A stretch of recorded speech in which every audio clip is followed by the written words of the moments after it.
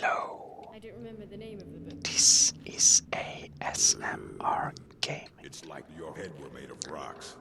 And we are going to make some studies. Oh yes. This time we will read the Biography of Barenziah, Volume 1. Biography of Barenziah, Volume 1 by Stern Gamborg, Imperial Scribe. Late in the Second Era, a girl child, Barenziah, was born to the rulers of the kingdom of Mornhold, in what is now the imperial province of Morrowind. She was raised in all the luxury and security befitting a royal dark elven child until she reached 5 years of age. At that time, His Excellency Emperor Septim the first Emperor of Tamriel, demanded that descendant rulers of Morrowind yield to him and institute imperial reforms. Trusting to their vaunted magic, the Dark Elves impudently refused until Emperor Septim's army was on the borders. An armistice was hastily signed by the now eager Dama, but not before. There were several battles, one of which laid waste to Mornhold until called Amalaxia. Little Princess Barenziah and her nurse were found among the wreckage. The Imperial General Nimaclus himself and a dark elf suggested to Emperor Septim that the child might someday be valuable, and she was therefore placed in a royal supporter who had recently retired from the Imperial Army. Sven Advesen has been granted the title of Count upon his retirement. His fiefdom Darkmoor was a small town in central Skyrim. Count Sven and his wives reared the princess as their own daughter, seeing to it that she was educated appropriately and, more importantly, that imperial virtues of obedience, discretion, loyalty, and pity were instilled in the child.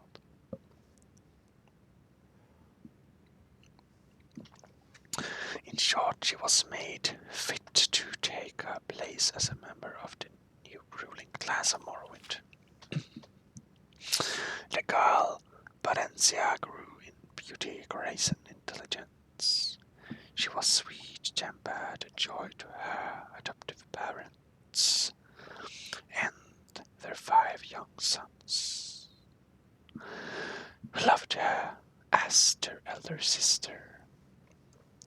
Other than her appearance, she differed from the young girls of her class, only that she had a strong empathy for the woods and the fields, and was to escape her household duties to wander there at times. Barenziah was happy and content until her 16th year, when a wicked orphan stable boy whom she had befriended out of pity told her he had overheard a conspiracy between her guardian Count Sven and a Red Guard visitor to sell her as a concubine in Riyadh, as no Nord or Breton would marry her on account of her black skin, and no dark elf would have her because of her foraging upbringing. Such racist people indeed. Well, at least the dark elves are let in the city of, south of Winterhold. It's a horrid city and we can't even get in there. Well, whatever shall I do, dear girl? Bogle said, weeping and trembling, for she had been brought up in inconsistence and trust, and never occurred to her that her friend the stable boy would lie to her. The wicked boy, who was called Straw, said that she must run away if she valued her virtue, but that he would come with her as her protector. Sorrowfully, Barenziah agreed to this plan, and that very night she disguised herself as a boy, and the pair escaped to the nearby city of Whiterun. After a few days there, they managed to get jobs as guards for this reputable merchant caravan. The caravan was heading east by side roads in a meticulous attempt to elude the lawful tolls charged on the imperial highways. Thus the pair eluded pursuit until they reached the city of Rifton, where they ceased their travels for the time. They felt safe in Rifton, close as it was to the Morrowind border, so that the Dark Elves were enough of a common sight. I see. Is that so? Course on intermediate I thought that, well,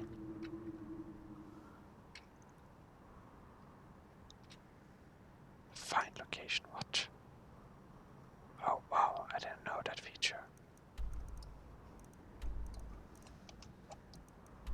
Alright. Now, leave it. Okay. Okay, this is big. Falkreath. Riverwood. Windhelm. Riften.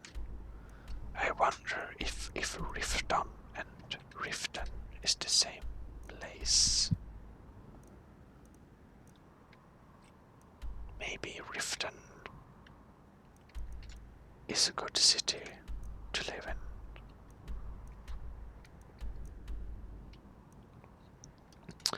Whiterun.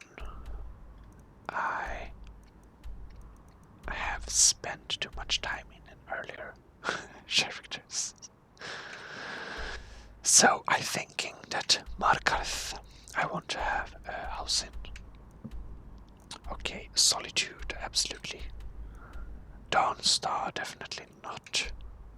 Winterhold, it's the college over already here. Windhelm, well, we can't even get into Windhelm. So, we don't want to be there. Well, maybe Riften, Markarth, and Solitude is good cities for us to live in. And then we all, of course, have Falkreath, but I haven't been there, so I don't know how it looks, or I have been there. Oh yes, I know Falkreath. It's quite boring. Well, it's not as horrid as Dawnstar or Morthal. Well, we should now read the second book. Biography of Barenziah, Volume 2.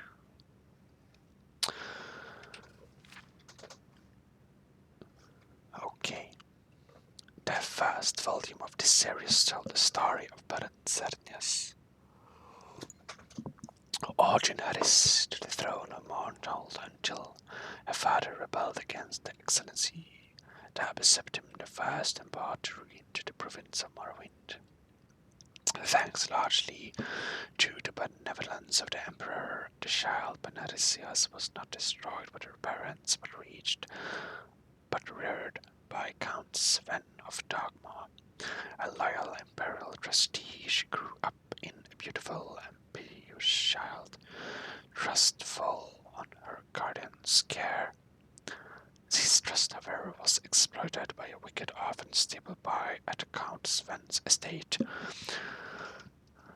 which lies and fabrications tricked her into fleeing Dagmar with him when she turned 16.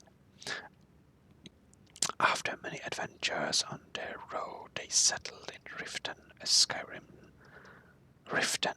Oh yes, Riften. It was a miswriting. Cool. Riften seems like a good place for maybe Khajiit also. Because Windhelm is not very friendly to Khajiit, no. But we should punish them. We should infiltrate the city and steal all their valuable things. Yes, we should. A Skyrim city near the Morrowind borders. Indeed, the stable boy Straw was not altogether evil. He loved Barenziah in his own selfish fashion, and deception was the only way he could think of that would cement possession of her.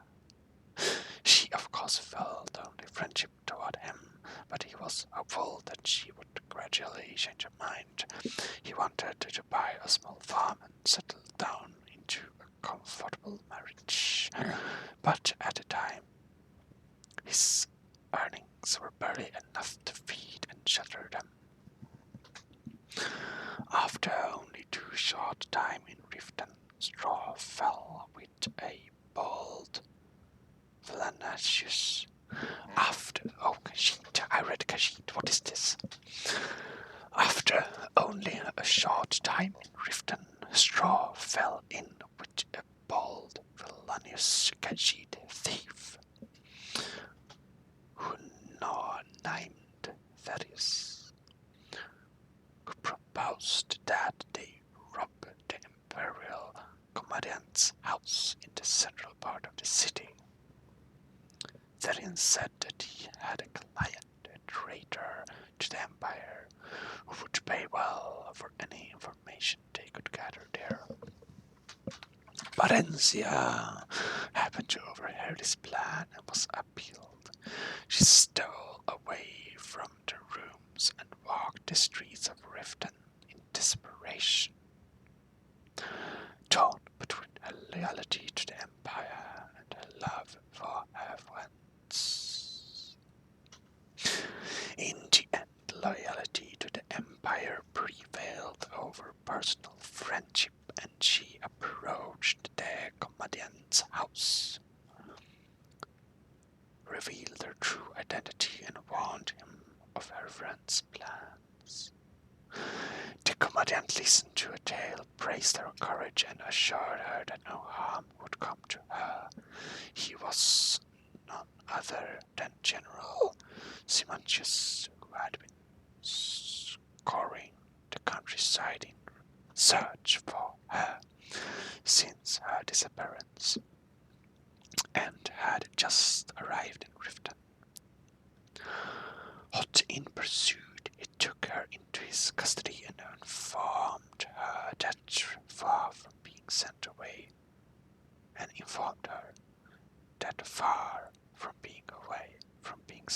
to be solved, she was to be reinstated as Queen of Mornhold as soon as she turned 18. Until that time, she was to live with Septim family in the newly built Imperial City, where she would learn something of government and be presented at the Imperial Court. At the Imperial City, Barenziah befriended the Emperor Tiber Septim during the middle years of his regime. Tiber's children, particularly his eldest son and Heir, Pelagius, came to love her as a sister. Their ballads of the day praised her beauty, chastity, wit, and learning.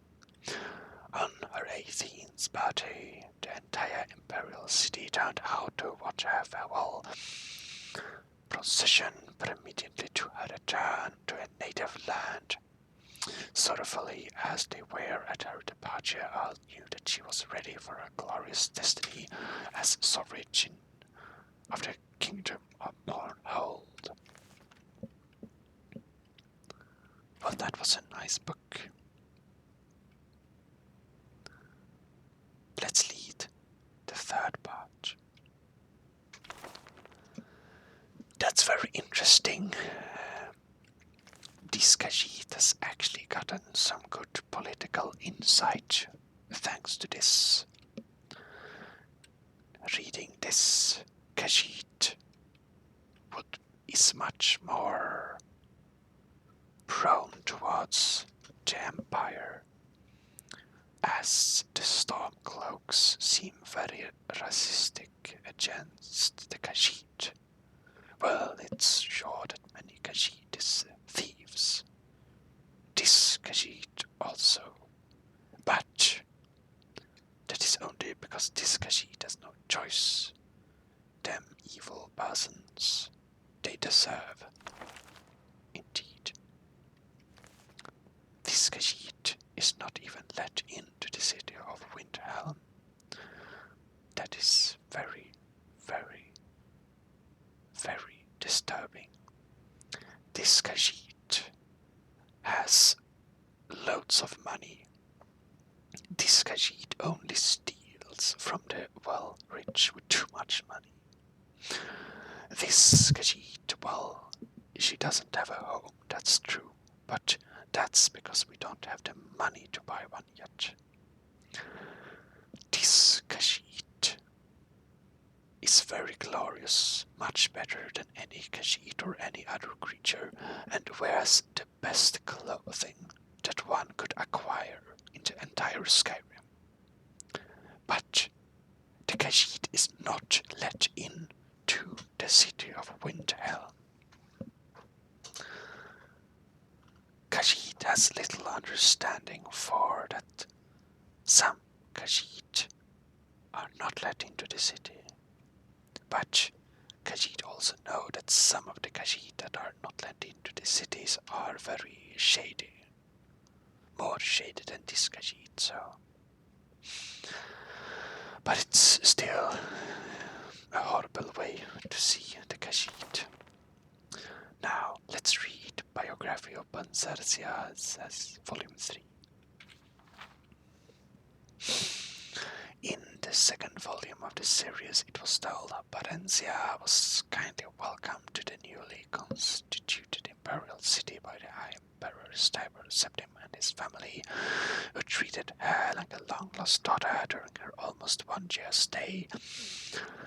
After several months, there, learning the duties of vassal queen under the empire, the imperial general Symmachus escorted her to Mournhold, where she took up her duties as queen of the people under his wise guidance.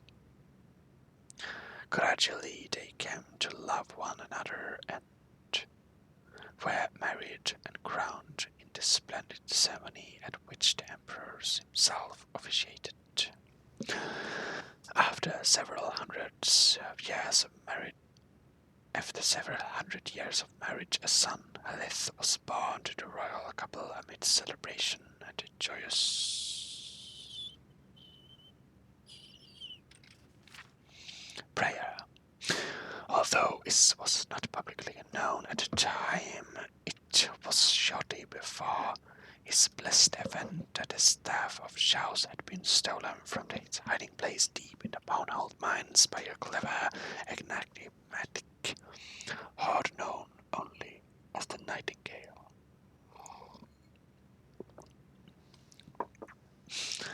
8 years of Helith's birth, Barenziah bore a daughter, Morgoth, named after Simonch's mother, and the royal couple's joy seemed complete.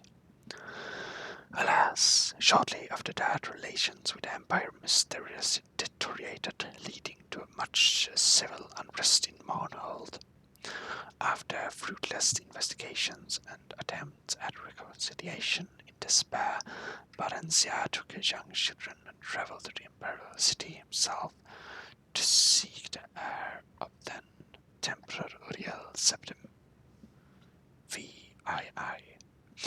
Symmachus remained in Mournhold to deal with their grumbling peasants and annoying the nobility,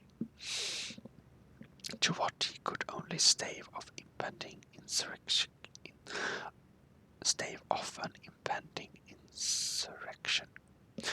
During her audience with the Emperor, Barenziah, through her magical arts, came to realize that, to her horror and dismay, that the so-called Emperor was an impostor. None other than the bard Nightingale who had stole the staff of Chaos. Exercising great self-control, she concealed this realization from him. Then evening news come that Symmachus had fallen in battle with the revolting pheasants of the Mournhold, and that the kingdom had been taken over by the rebels. Barenziah at this point did not know where to seek help, or from whom. The gods, that faithful night, were evidently looking out for her, as if in redress of her loss. King Eadvar of High Rock, the old friend of Uriel Septim, and Symmachus came by on a social call. He comforted her, pledged his friendship, and furthermore confirmed her suspicions that the Emperor was indeed a fraud, and none other than Jagarathar, the immortal battle mage, and none other than one of the Nightingale's many alter egos. Thar had supposedly retired into seclusion from public work and installed his assistant Yesh Silmiar in his stead. The hapless assistants would later put to death, and the mysterious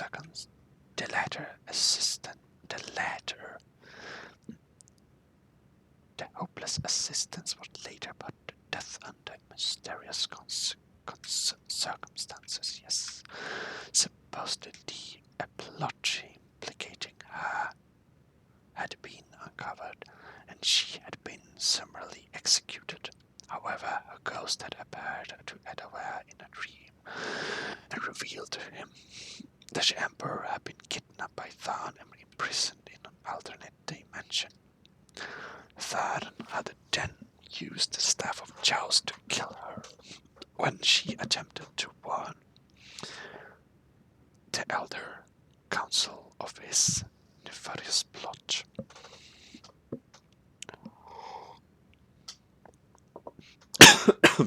Sorry. Together, Eadvar and Barenziah plotted to gain the false emperor's confidence.